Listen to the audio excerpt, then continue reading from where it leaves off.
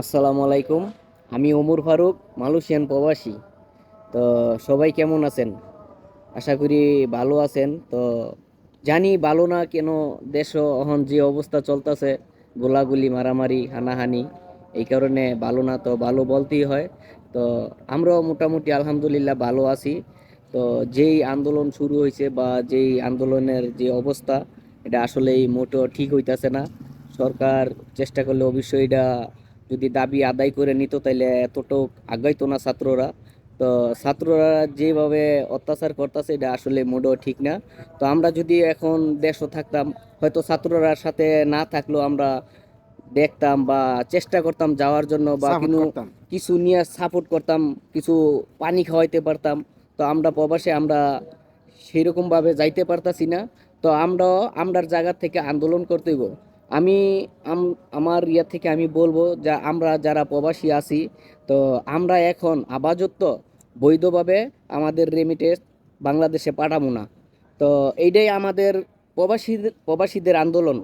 তো আমরার জায়গা থেকে আমরার মতন আন্দোলন করতে হইব। কেন, আমরা তো দেশের বাইরে, আমরা দেশের ভিতরে না, বা আমাদের ছাত্র ভাইদের সাথে আমরা থাকতে পারতেছি না, বা কিনু রকম সহযোগিতা করতে পারতাছি না। তো আমরার জায়গা থেকে আমরা এইটাই করতে হইব। তো সব দেশের, যেগো বাহিরে আছেন, সৌদি আরব বলেন, মালয়েশিয়া বলেন, কুয়েত বলেন, যে যেই জায়গায় আছেন সেই জায়গা থেকে আমরা এইটাই আমরা আন্দোলন, আমরা রেমিটেন্স আমরা এখন বাংলাদেশে বৈধ পথে পাঠাবো না।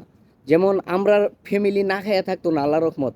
আমরা যেই কোনোভাবে, যেভাবে হোক, আমরা টাকা কিছু ফ্যামিলি যাতে চলতে পারে এইভাবে আমরা পাঠামো, হয় বৈধ পথে আমরা পাঠামো না। তো আলামিন ভাই কিছু বলেন এই ইয়ায়। আসসালামু আলাইকুম। যে ফারুক বলল যে সব কথাই তো ঠিক আছে। তা আমাদের আন্দোলন, হেরা আন্দোলন করতেছে, হেরা তো আন্দোলন অনেক কিছু দেখছে এবং প্রবাসের আন্দোলন হেরা দেখে নাই। আমরা প্রবাসীরা যদি ঠিকঠাক মতো না আন্দোলন করি, আমরা তো বিক্ষুনিশীল করানো লাগতো না, আর রাস্তায় আমরা বয়ে থাকা লাগতো না। আমরা যে জায়গাতে প্রবাসীরা যারা আছি, আমরা যদি আন্দোলন করি প্রবাসী আন্দোলন, তো সরকার সেই সময় পালাইবার জায়গা পাইব না। কেন পাইব না? আমরা যেই যদি 3 মাসের জন্য বা 4 মাসের জন্য আমরা দেশে টেহা বর্তমানে না পাঠাইলেও আমরা ইনশাল্লাহ কোনো সমস্যা হইতো না। তো যা ওই টুকটাক কিছু পাঠাই, আমরা যদি অন্য সাইডে অন্য চেষ্টায় আমরা পাঠাবো, তো আমরা যদি বৈধভাবে টাকা না পাঠাই, 1 থেকে 4 মাস 1 থেকে 4 মাস যদি আমাদের প্রবাসী ভাইয়েরা মিলে যদি আমরা আন্দোলন করি যে টাকা পাঠাইতাম না 4 মাস, বলেন তো বাংলাদেশের কি অবস্থা হইব? তো আমরা চাই না বাংলাদেশ একটা ক্ষতি হোক বা এই অন্যান্য বিভিন্ন ছোট ছোট রাষ্ট্রের মতন এমন পরিস্থিতি হোক।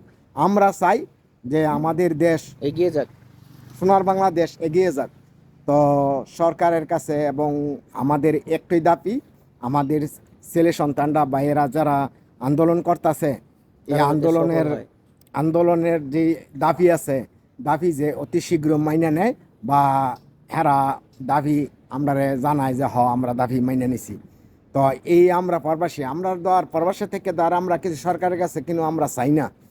আমরা কি চাই? সরকারের কাছে 10টা পয়সা চাই, টেয়া চাই।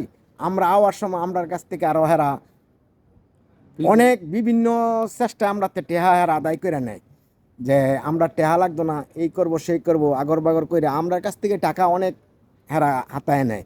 কেননা সরকার দেয় 2 লাখ 3 লাখ টাকার বিদেশ হওয়ার জন্য। আমরা 5 থেকে 6 লাখ টাকা দিয়া প্রবাসের মাটিতে আসি, আইসা এই কাজ করে আমরা টাকা পাঠাই। যারা এয়ার কন্ডিশনও বইয়া বড় বড় কথা কইতাছে, এরা মাড়ো নাইমা দেখো কেমন লাগে কাজ করে পয়সা জমাইতে। আমাদের টাকা তো তোমরা চুরি লুটপাট করো, এই জন্য তোমরা দিশা পাও না। অভিষেক বইয়া থেকে নিজ মতন নিজেরা এই চেষ্টা করো যে আইন তৈরি করো, এমন হইতো না হেমন হইতো না। যেইটা ভালো মনে করো আপনারা দেশ চালান, আমরা সরকারের বিরুদ্ধে চাই না কিন্তু আন্দোলন করতে প্রবাসীরা। কিন্তু এই দিক আমরার কথা যে যত সম্ভব তাড়াতাড়ি এই এই দাবিটা মাইনে নিলে সবচেয়ে ভালো হইব। আমরারে এই আন্দোলন প্রবাসীরা নামায়ের নামেরা একবার যদি প্রবাসীরা নামে আন্দোলনও, তো মনে করবেন হিন্দি ভাষা কয় না গেয়া, তো গেয়া হয়ে যাইব গা, বুঝছেন?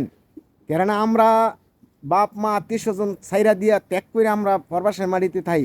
এখন যদি আমরা এটাও ত্যাগ করি যে টাকা পাঠাইতাম না 4 মাস, তো মনে করেন বাংলাদেশের পরিস্থিতি কোনো গিয়া দাঁড়াইবো, তো যারা গণ্যমান্য ব্যক্তি আছেন তারা বিচার করে দেখবেন। আর ভাই ভিডিওটা যদি ভালো লাগে শেয়ার করে দিবেন, সবাই দেখার সুযোগ করে দিবেন। আর আমাদের কথা প্রান্তে যদি কোনো ভুল ত্রুটি হইয়া জায়গা তাহলে নিজ গুণে ক্ষমা করে দিবেন। তো আল্লাহ হাফেজ, ভালো থাকবেন সবাই, ধন্যবাদ।